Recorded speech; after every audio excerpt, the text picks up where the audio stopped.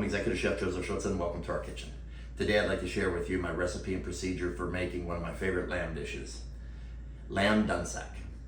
Dhansak is a classic Parsi dish and can be made with various meats from goat to lamb or mutton and even chicken.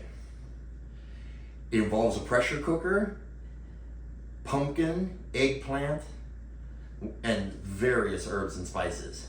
What more could you ask for? This dish is not difficult to make. However, there is a lengthy ingredient list. So join me now as I show you this amazing dish. Well, first thing is to do, let's rinse our lentils in cold water. So what I will do, swish them around and then just dump it off and continue this process for like 3-4 times until all the water starts running clear. Now once it goes out clear, go ahead and drain off all the water and we're going to let it sit aside while we prepare the pressure cooker. To begin, let's get our pressure cooker pot heated up with some ghee and start sweating your onions. I recommend chopping the onions in very small dice or even brunoise. And we're going to go ahead and start sweating these for about 3 minutes or so. We want them to, not to caramelize, but we want them to get translucent and very aromatic. Now that they've sweat, let's go ahead and add our ginger and our chopped garlic. Go ahead and stir this around. Continue to saute for about another minute or two.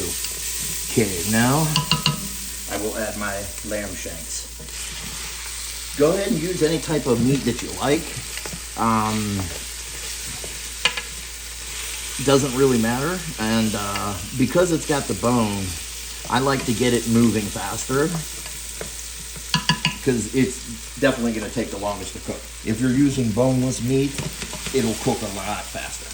So now we're going to continue sauteing this until we get some nice brown color all the way around. Well, now that we have our lamb browning up, let's go ahead and add our tomatoes and our Serrano chilies. We're going to go ahead and stir this around. Allow this to cook for another minute or two. All the water from the tomatoes should cook off and deglaze the bottom of the pan. Next, let's add our pumpkin and our eggplant. Unfortunately, I do not have any pumpkin, so I'm substituting butternut squash. Still going to get the same nutritional value, the fiber and such. Just might end up being a little sweeter than a pumpkin actually would be. So let's go ahead and cook this for 3 minutes. Now that we've been cooking this for a couple minutes, let's go ahead and add our leaves. We have fenugreek leaves, mint, and cilantro. Unfortunately, I was unable to get fresh Methi leaf or fenugreek leaf, so I had to use a dry one. So now what I will do, I'm going to add my lentils that have been washed.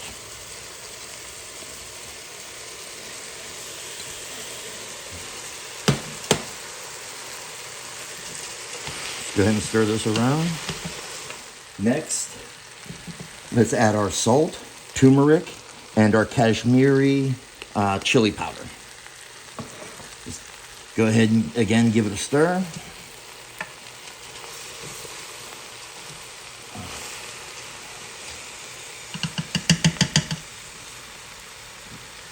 Now we're going to add our water.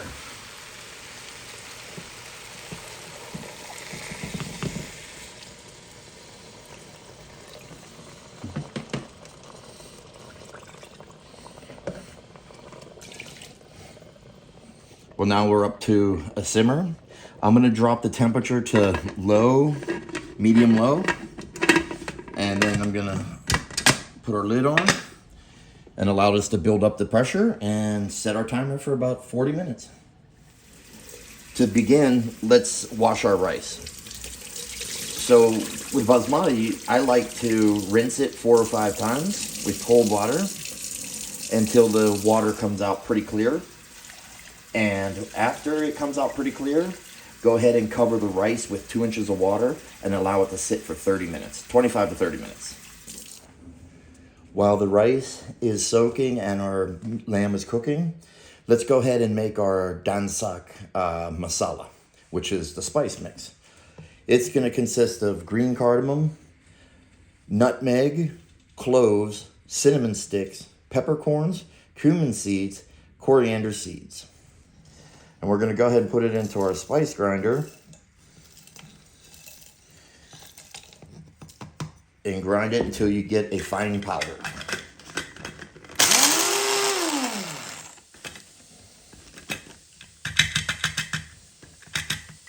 And there you go.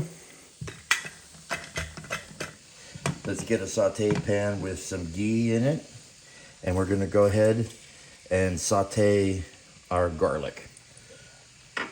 We will sweat this for about a minute or two until it becomes very aromatic. Now, we're going to add our ground spices that we just did. And let's go ahead and stir that around. Now, the important part, let's remove it from the heat and now add our Kashmiri chili powder. Just like when you're using paprika, you want to remove it from the heat when you add it because you don't want to burn it. So now we're going to add it back to the heat. Turn the heat down to medium, and we're going to cook this until it starts to bubble. As you can see, the temperature is pretty hot, so it's already bubbling. So now, let's add some water to it.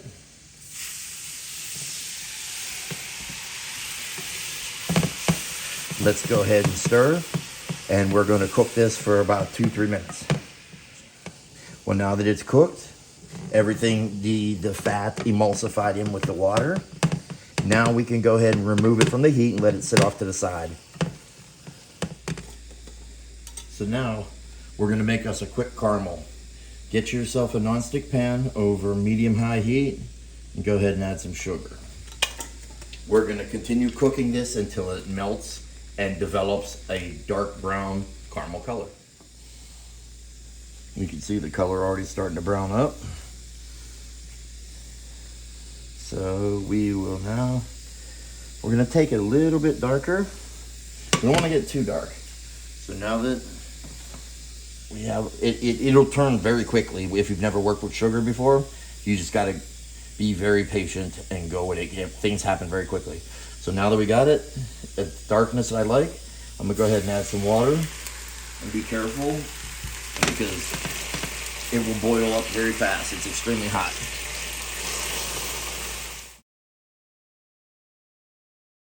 We're not looking to make caramel like a stringy candy. It's actually going to be liquidy because we're going to pour this into the rice, and that's going to make us a brown rice. So right like that is how we want it. So we're going to go ahead and set it to the side. Now for the rice, let's get a sauce pot preheated over medium-high heat, and let's add our ghee. And then once the ghee is hot, let's add our spices. We have cumin seed, bay leaves, peppercorns, clove, green cardamom, cinnamon, and I like curry leaves, so I always add that to there too. So we're gonna go ahead, allow this to come up to temperature, and once they start to become very aromatic and start to sizzle a little bit, we're then gonna add our onions. Well, now that our spices have become fragrant, go ahead and add our sliced onion. And we're gonna go ahead and char these up. We're gonna get nice golden brown color to them. So keep it going over high heat and stir them occasionally.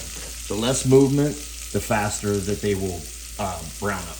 Well, now that we have our onions caramelized up, let's go ahead and add our rice. Shake off any of the excess water.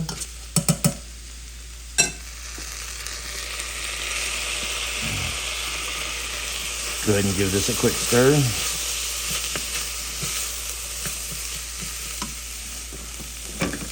Let's add our caramel.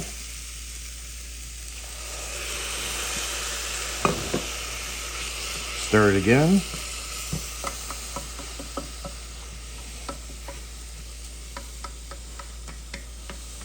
like to brush down the sides a little. Make sure we get all the grains in there. Now I'm gonna add my water. We're gonna bring it up to a simmer. Once it comes to the simmer, we're gonna turn it down to low, and we're going to put a cover on it and allow it to cook with the lid on for 12 to 15 minutes. After that 15-minute mark, remove it from the heat and do not open it. Allow it to sit for 10 minutes, and then we will remove the lid and we will fluff the rice with a fork. So here we are after sitting for 10 minutes. Our rice, let's go ahead and fluff it. Looking nice. What I'm going to do is, because my lamb is taking a little longer to do, and I was a little ahead of time on the rice, I'm gonna go ahead and remove it from the pan. I'm sorry, from the pot, and I'm gonna put it on a sheet pan lined with parchment paper. This is gonna have the rice cool down much faster, and it's gonna stay flaky instead of clumping together like cement. Nothing worse than overcooked vegetables and overcooked rice are some pet peeves of mine. I really hate it. Oh boy.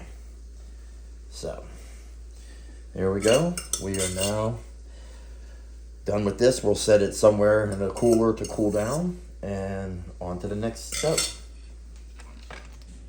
Well, now I had already released the pressure on the pressure cooker.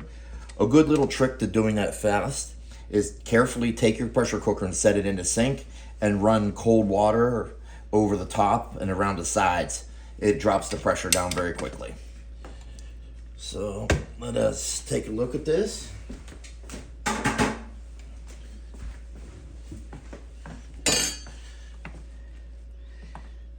Broke up nice, a lot of the vegetables and stuff, the lentils as well.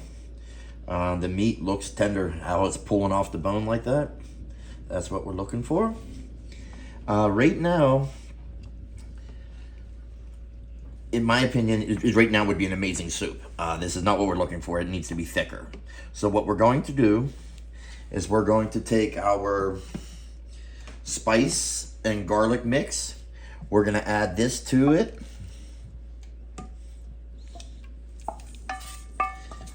Go ahead and stir it around. And what we're going to do is we're going to bring this back up to a simmer, and we're going to allow it to cook and reduce with the lid off until the lentils have thickened up. Well, there we are, thickening up nicely. We're gonna taste it, and we're gonna adjust the salt levels if needed, and we are ready for service. Well, there you have lamb Dhansak. There are a lot of ingredients to it, I know, but let me tell you something.